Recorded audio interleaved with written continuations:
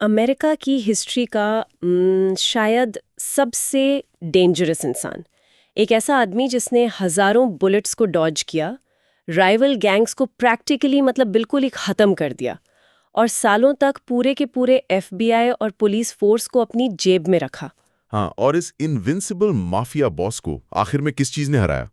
किसी rival mobster की गोली ने? बिल्कुल नहीं। राइट, उसे हराया एक छोटे से माइक्रोस्कोपिक जर्म ने, और साथ में कैलकुलेटर्स लेके बैठे कुछ नर्डी अकाउंटेंट्स ने। आज की इस डीप डाइव में हमारे सोर्सेज एक्चुअली बहुत हिस्टोरिकली रिच हैं। बिल्कुल, हमने unclassified FBI files, court records और मेडिकल टाइमलाइंस को कंप्लीटली एनालाइज किया है। हाँ, क्योंकि हमारा आज का मिशन उस लेजेंडरी गैंगस्टर एल कैपोन की लाइफ को अनग्लैमराइज करके असल में समझना है। वो इंसान जिसे पूरी दुनिया स्कारफेस कहती थी। हम उसके राइज और फॉल को डीपली डाइसेक्ट करेंगे और देखेंगे कि कैसे एक बहुत ही आम इमिग्रेंट का बेटा प्रैक्टिकली $100 मिलियन एम्पायर का सीईओ बन गया। सबसे फैसिनेटिंग बात यहाँ ये है कि हॉलीवुड ने कैपोन की एक ऐसी इमेज बना दी है जो एकदम ब्लैक एंड व्हाइट है। एक रूथलेस किलर जो हमेशा सिगार पीता रहता था, राइट? एग्जैक्टली। लेकिन रियलिटी में उसकी कहानी पावर, एक बहुत ही sophisticated corporate structure, media manipulation और अल्टीमेटली ह्यूमन बायोलॉजी की एक कॉम्प्लेक्स केस स्टडी है। I mean, अगर हमें समझना है कि पावर एक्चुअली कैसे ऑपरेट करती है, तो ये हिस्टोरिकल डॉक्यूमेंट्स ऐसी चीजें रिवील करते हैं जो किसी भी मूवी प्लॉट से ज्यादा शॉकिंग है। तो शुरू से स्टार्ट करते हैं। सही रहेगा, क्योंकि कोई भी सीधा एक क्राइम एम्पायर का बॉस पैदा नहीं होता। राइट। 1899, Brooklyn, New York. कपोन के पेरेंट्स इटली के नेपल से अमेरिका आए थे। एक बहुत ही टिपिकल इमिग्रेंट स्टोरी लगती है। छोटा सा घर, 9 बच्चे और एल उनमें से चौथा था। हाँ, और 6th ग्रेड में उसने अपनी टीचर को मारा और उसे स्कूल से निकाल दिया गया। पर मैं सोच रही थी, मुझे जो इसमें अजीब लगता है वो ये कि उस वक्त के हिसाब से स्ट्रीट गैंग्स ज्वाइन करना बस एक सर्वाइवल मैकेनिज्म था। पर कैपोन सिर्फ एक स्ट्रीट ठग बन के नहीं रह गया। उसकी लाइफ में जॉनी टोरियो की एंट्री होती है। जॉनी टोरियो, ये नाम बहुत क्रूशल है। डॉक्यूमेंट्स कहते हैं कि टोरियो ने उसे क्राइम की असली एजुकेशन दी। पर मेरा सवाल यह है कि ये एजुकेशन एग्जैक्टली थी क्या? I mean, क्या उसने उसे गन चलाना सिखाया? नहीं नहीं, और यही वो क्रिटिकल डिफरेंस है जिसने कपोन को दूसरे गुंडों से अलग किया। टोरियो ने उसे वायलेंस नहीं सिखाया, उसने उसे ऑर्गेनाइजेशन सिखाया। ओ, ऑर्गेनाइजेशन मतलब मैनेजमेंट टाइप का कुछ। सही कहा। उस वक्त के क्राइम को अगर देखा जाए तो वो बहुत डिसऑर्गेनाइज था। छोटी मोटी चोरी, टर्फ वॉर्स, जहां लोग बिना किसी क्लियर वजह के एक दूसरे को मार रहे थे। टोरियो ने रियलाइज किया कि वायलेंस डायरेक्टली बिजनेस के लिए नुकसानदायक है। ओह, तो वो प्रॉफिट्स पे फोकस कर रहा बिल्कुल। था। इसको ऐसे समझ सकते हैं कि टोरियो क्राइम को एक फास्ट फूड फ्रेंचाइजी की तरह ट्रीट करता था। उसका मॉडल था कि शहर को टेरिटरीज में डिवाइड करो, हर गैंग अपना अपना बिजनेस करे और आपस में लड़ने के बजाय सिर्फ पैसा बनाने पे फोकस करे। वाओ, तो उसने कपोन को सिखाया कि गोली सिर्फ तब चलाऊं जब बिजनेस रूल्स ब्रेक हो रहे हों, इमोशंस में आकर नहीं। एग्जैक्टली। सो बेसिकली एक रूथलेस सीईओ की तरह सोचना सिखाया। लेकिन इमोशंस की बात करें तो 1917 में एक ऐसी चीज हुई जो दिखाती कि कपोन नेचुरली कितना वॉलेटाइल था जब वो 18 साल का था। हाँ, जब वो फ्रैंकी येल के हार्वर्ड इन में एज अ बाउंसर काम कर रहा था। राइट। वहां उसने एक लड़की पे इनअप्रोप्रिएट कमेंट पास किया और उसके भाई फ्रैंक गलूचियो ने गुस्से में आकर एक चाकू निकाला और कपोन के फेस पर 3 गहरे कट्स लगा दिए। और ये वही स्कार्स थे जिसकी वजह से मीडिया ने बाद में उसे स्कार फेस बुलाना शुरू किया। पर मैंने कहीं पढ़ा है कि वो इस नाम से लिटरली नफरत करता था। अगर पब्लिक उसे ये नाम दे रही थी तो वो इसको यूज करके और ज्यादा खौफ क्यों नहीं फैलाता था? देखिए, क्योंकि वो स्कार्स उसके पावर का सिंबल नहीं थे, वो उसकी एक बेवकूफ़ी और वीकनेस का सबूत थे।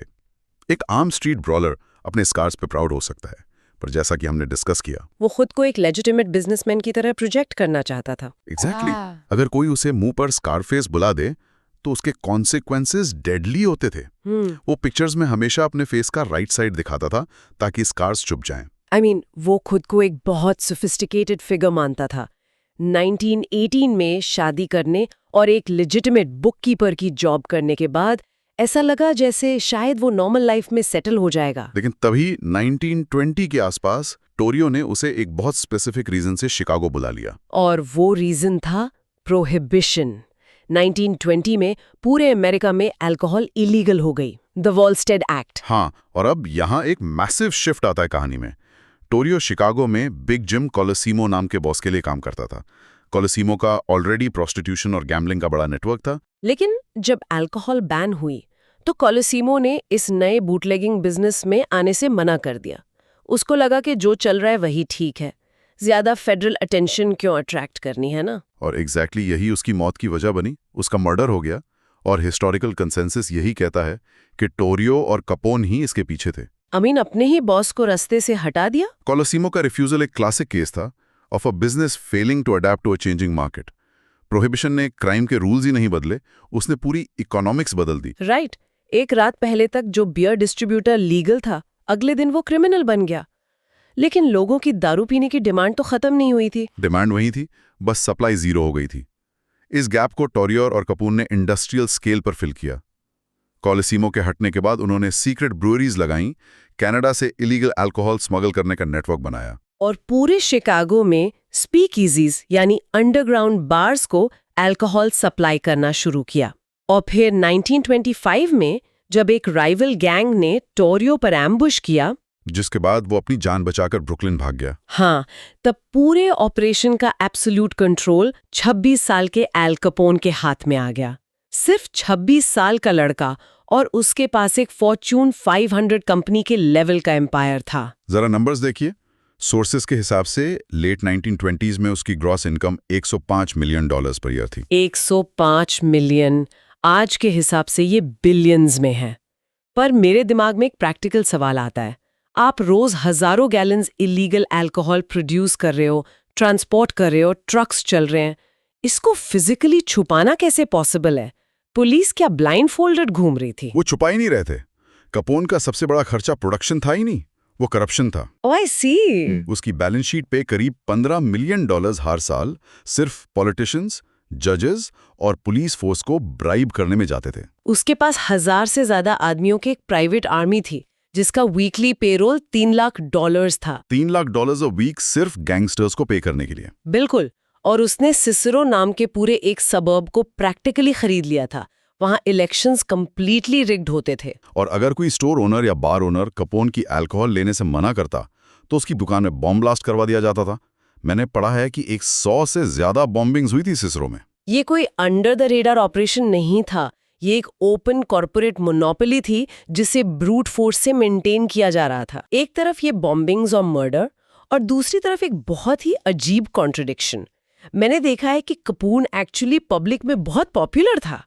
वो बेसबॉल गेम्स में जाता था और क्राउड उसके लिए चीयर करती थी। हाँ, और जब ग्रेट डिप्रेशन हिट हुआ तो उसने शिकागो का पहला और सबसे बड़ा फ्री सूप किचन खोला, जहां रोज हजारों बेघर लोगों को 3 टाइम का खाना मिलता था।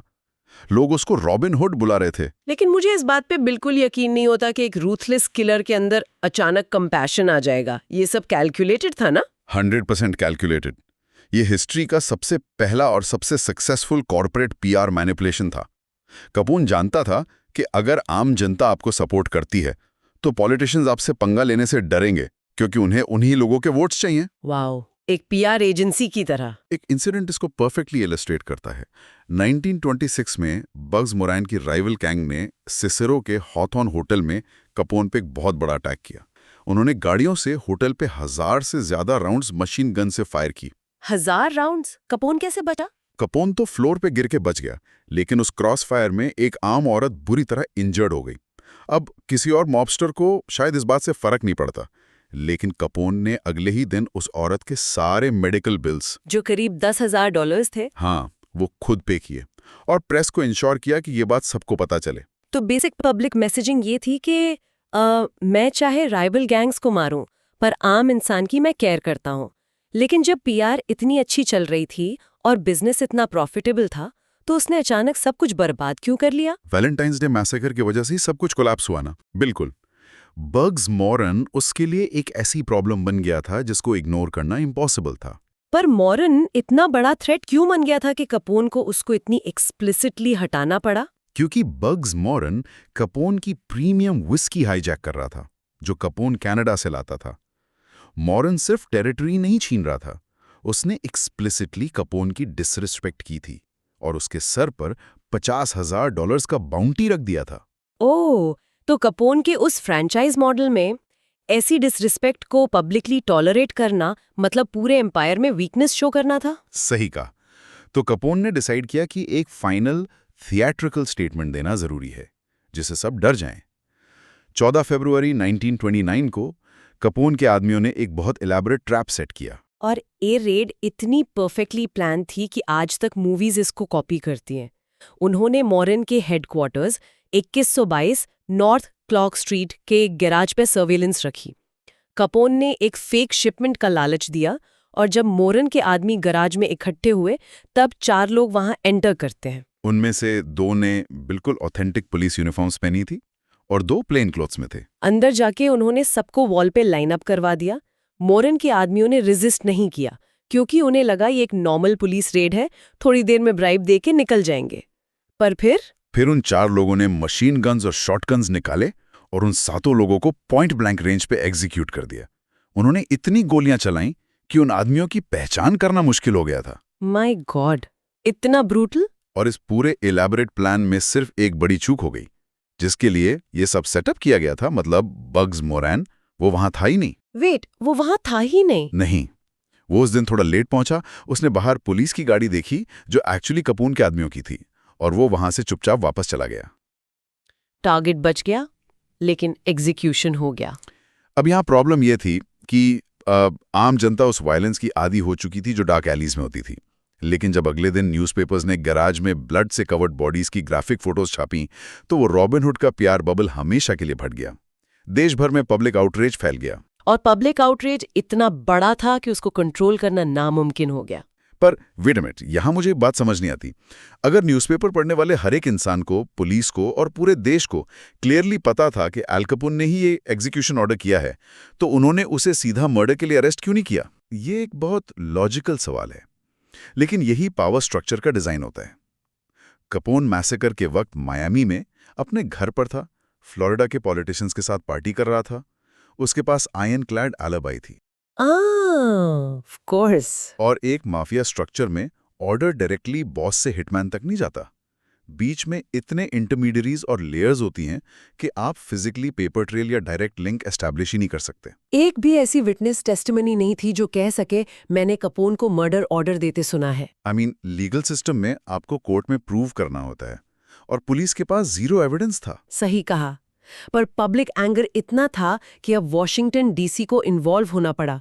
प्रेसिडेंट हर्बर्ट हूवर ने खुद ऑर्डर दिया कि इस आदमी को गिराना ही होगा, चाहे जैसे भी। अब यहां से फेडरल गवर्नमेंट एंट्री लेती है, और फ्रैंकली हॉलीवुड और पॉप कल्चर ने इस पार्ट का बिल्कुल मजाक बना दिया है।